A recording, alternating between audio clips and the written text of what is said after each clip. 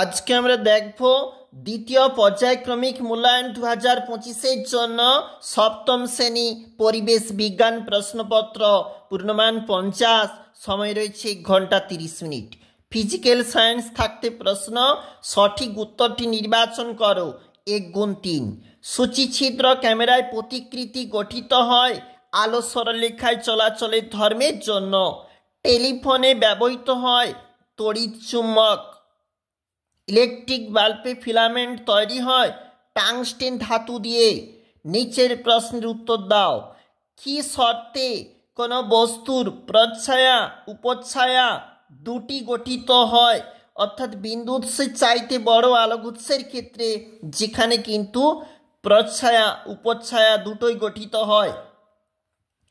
দেখো, এলইডিতে কোন শক্তিতে রূপান্তর ঘটে? তড়িৎ শক্তি আলোক শক্তিতে রূপান্তর ঘটে।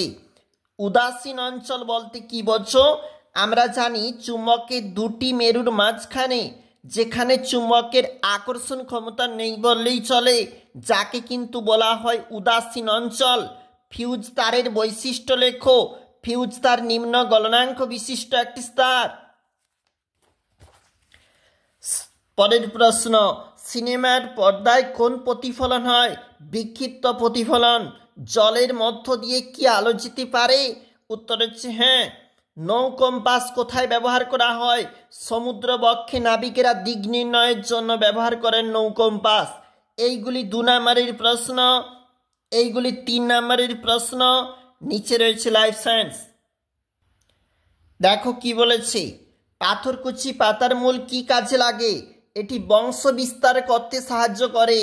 তাপ আমাদের শরীরে কি কাজ করে লিখবে। ওআরএস এর সম্পূর্ণ নাম ওরাল রিহাইড্রেশন সলিউশন। তারপর দেখো, গাঢ় নুন জল রোহিত কণিকা সাপেক্ষে ড্যাশ। পাতার যে গোড়ার যে সরু ডাঁটির মতো অংশ তাকে বলে বিন্ত।